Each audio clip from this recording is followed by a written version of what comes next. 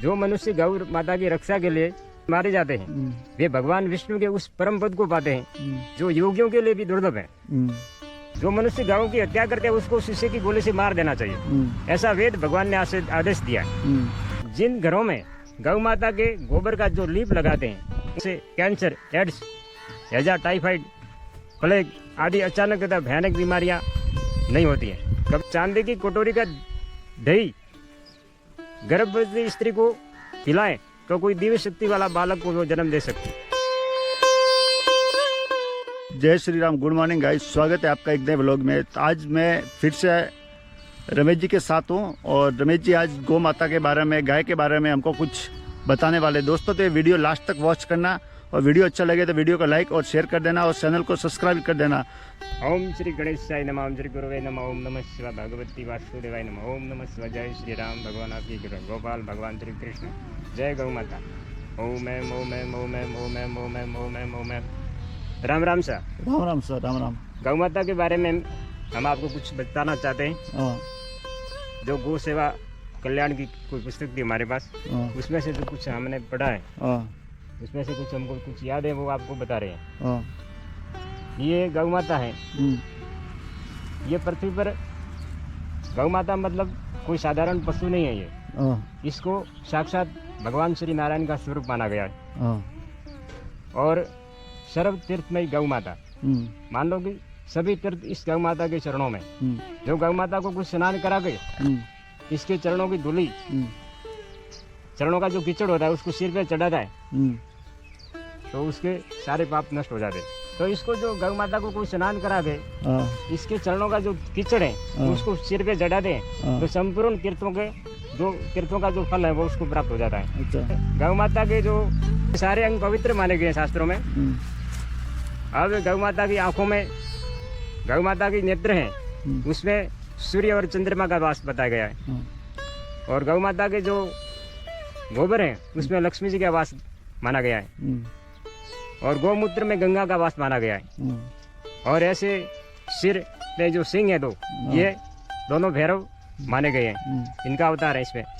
और भगवान शंकर का इसके ललाट में वास है। गौ माता के ललाट में भगवान शंकर का वास है। और हृदय में भगवान श्री विष्णु जी का वास है। ऐसे ऐसे सारे अंग गौ माता के पवित्र माने गए हैं। और ये पूंछ है गौ माता की, इसमें गोगा जी महाराज का निवास बताया गया है। और ये गौ माता मतलब के ऊपर 33 करोड़ देवी देवताओं का निवास बताया गया है। शास्त्रों के अनुसार शास्त्र में गौ माता के बारे में क्या कुछ बताया गया है? शास्त्रों में ये बताया गया है, अब गीता में भी कहा गया है। गीता के 11वें अध्याय के माध्यम में बताया गया है, जो मनुष्य गौ माता की रक्षा के लिए व्याघ्र, बिल तथा दुष्ट राजाओं के हाथ से मारे जाते हैं वे भगवान विष्णु के उस परम पद को पाते हैं जो योगियों के लिए भी दुर्लभ है। और गीता में के 18वें अध्याय के कोई श्लोक में यह भी बताया गया है कि वैश्य के बारे में जो कर्म बताया गया है उसमें बताया गया है कि करिए विक्रिय सत्य व्यवहार, खेती करना तो गोपालन करना। और इस अपने अपने स्वाभाविक कर्म में लगा हुआ मनुष्य परम सिद्धि को प्राप्त होता है। तो जो खेती करते हैं उसको गोपालन करना बहुत ही अच्छा है, सबसे बढ़िया काम है। जो मनुष्य खेती करते हैं और गाय नहीं रखते हैं उसकी खेती निष्फल है, उसका कोई भगवान के वहाँ पर वो 0% है। 0%। गौ माता का पालन होना ही जरूरी है खेती में।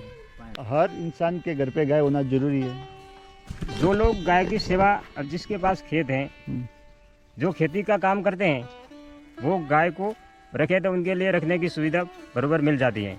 और जो लोग, मान लो कि जिसके पास खेत नहीं है, ज़मीन नहीं है, तो वो कहीं पर भी जहाँ धंधा करते हैं वहाँ से उनके जो भी धंधा में से कुछ पैसे निकाल के गौ माता की सेवा के लिए गौशाला में दे सकते हैं। अच्छा। हाँ, तो वो उसकी सेवा मान ली जाती है।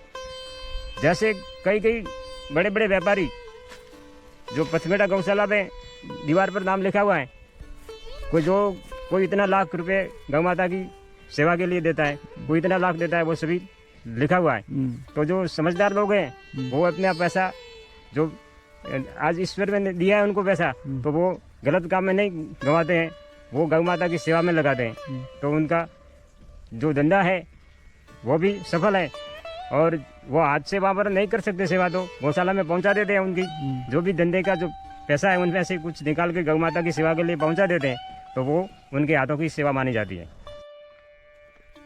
गौ सेवा कल्याण में हमने एक ये भी पढ़ा था कि गौ हत्यारों को शिष्य की गोली से मार देना चाहिए।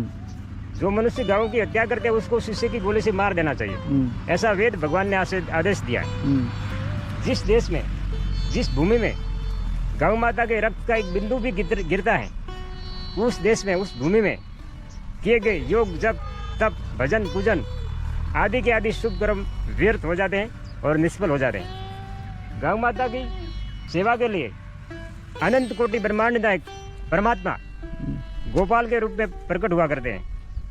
जहाँ पर गौ माता सुखी होती है वहाँ पर सब शांति रहती है। अच्छा। और जिस स्थान पर गौ माता दुखी होती है वहाँ पर प्रकृति प्रकोप, महामारी, भूकंप आदि विपदा फैल जाती है। बारिश न होना, अकाल, ये आदि प्रकृति प्रकोप की विपदा फैली रहती है। और जहाँ पर गौ माता की सेवा बराबर होती है, जिस स्थान पर गौ माता को न सारे का भय न पानी का, उसको पूर्ण विश्वास होता है अपने मालिक के ऊपर कि ये न तो मुझे भूखा मारेगा न प्यासा रखेगा, उसको जहाँ पर वो निर्विश्वास लेती है उस स्थान की शोभा दिन प्रतिदिन बढ़ती रहती है। इसलिए गौ माता की काले कलंक को, गौ माता की जो हत्या करते हैं, इस काले कलंक को बंद कराने का भरसक प्रयत्न करो। गौ माता के गोबर का जिन घरों में जो लीप लगाते हैं, जिन घरों में गौ माता के गोबर का जो लीप लगाते हैं, उन घरों में अचानक तथा भयानक होने वाली बीमारियां जैसे कैंसर, एड्स, हैजा, टाइफाइड, प्लेग आदि अचानक तथा भयानक बीमारियां नहीं होती हैं। और गौ माता के जो गोबर है उसको, सूखे गोबर को आधा जला के उसको बुझा दें, फिर उसकी जो भस्मी होती है, तो कोई फोड़े फुंसी है या कोई कहीं पर लगा हुआ है, काफ़ी समय से ठीक नहीं हो रहा है, तो उस स्थान पर वो लगाएं तो वो ठीक हो जाता है। और गौ माता के घी का जो चांदी की कटोरी में गौ माता की घी का दीपक जला के उसके ऊपर भी चांदी की कटोरी रखे, तो उस दीपक की जो ऊपर जो काला पदार्थ चिपकेगा, उसको आँखों में काजल की तरह लगाने से जिन आँखों में जो भी बीमारी हो वो मिट जाती है। किसी को कम दिखता हो या कोई नंबर आया हो या और कोई प्रॉब्लम हो आँखों में, तो वो सभी बीमारियां नष्ट हो जाती हैं। ऐसे गौ माता की कल्याण, गौ सेवा कल्याण किताब में एक और भी मैंने लिखा हुआ देखा था, उसमें लिखा हुआ था कि चांदी की कटोरी में शाम को दूध जमाकर उसका दही बना के सुबह में वो चांदी की कटोरी का दही गर्भवती स्त्री को खिलाएं तो कोई दिव्य शक्ति वाला बालक को वो जन्म दे सकती है। गौ माता के शरीर को जो खुजलाते हैं, जैसे हाथ फेरते हैं तो जिसका शरीर खुजलाते हैं गौ माता का, तो उसके दिन भर के किए हुए सारे पाप नष्ट हो जाते हैं। तो रमेश जी अपने बारे में परिचय दीजिए कुछ। हम यहाँ पर रहते हैं जालौर में, मतलब सांचौर जिले में करवाड़ा गांव है। करवाड़ा गांव में हम रहते हैं। वहाँ पर खिजरियाल स्टेशन के पास हमारा खेत है। ये हमारे चारों भाइयों का खेत, इसी करड़ा से जो पूरा जो ये रोड निकलता है, इसी रोड पे ही हमारे खेत है। चारों भाइयों का खेत है। उधर हमारे बड़े भाई रहते हैं, हमारे सबसे छोटे भाई, और उससे हमारे से छोटे वो। अब यहाँ से लेकर ये हमारा खेत है, यहाँ से लेकर के सामने जो दिख रही है बॉर्डर, वहाँ तक हमारा खेत है। उधर जो नीम के वृक्ष खड़े हैं, उधर जो बॉर्डर दिख रही है वहाँ तक। और वो हमारी गाय वहाँ पर चरने के लिए बांध के रखा है वहाँ। और ये हमारी यहाँ पर दुकान है किराने की। हम यहाँ पर ये खेती का भी काम करते हैं।